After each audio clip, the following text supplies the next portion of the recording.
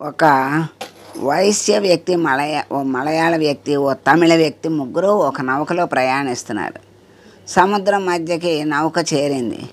ఒక సముద్ర రాక్షసుడు వాళ్ళ ముందు ప్రత్యక్షమయ్యాడు.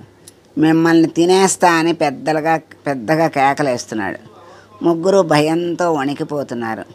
వాళ్ళు భయపడటం చూసిన రాక్షసుడికి ఒక చిలిపి ఆలోచన వచ్చింది. వాళ్ళతో ఇలా అన్నాడు: మీ ముగ్గురు మీకు తోచింది సముద్రంలోకి విసిరేయండి. నేను తెచ్చి ఇస్తే గెలుపు నాది, వస్తువు తేలేకపోతే గెలుపు మీది.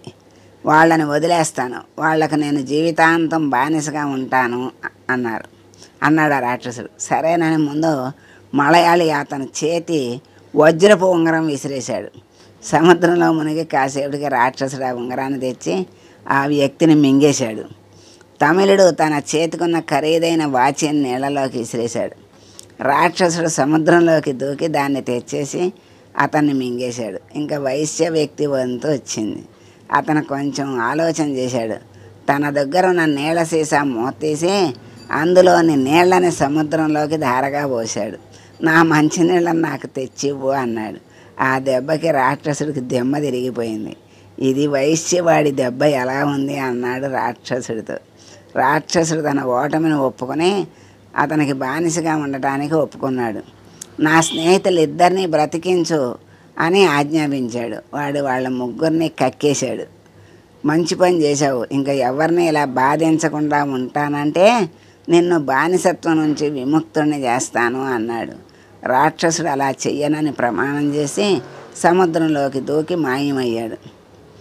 ఎంతటి ఆపద వచ్చినా ఆలోచించేవాడు వైశ్యుడు అని ఈ కథలో చెప్పారు. మరి నీళ్ళని దాంట్లో వేస్తే మరి ఎట్ట తెచ్చిస్తాడు? తెచ్చివ్వలేకపోయాడు, అందుకని ఓడిపోయాడు. వాళ్ళిద్దరినీ కూడా మనసు మంచిది కనుక స్నేహితుల్ని కూడా వాళ్ళని కూడా రక్షించమని కోరుకున్నాడు. వాడికి బానిసత్వం నుంచి విడుదల చేశాడు. ఇంకెవరిని బాధించవద్దని మాట తీసుకున్నాడు. ఎన్ని రకాల ఉపయోగమైన పనులు చేశాడో చూడండి. అది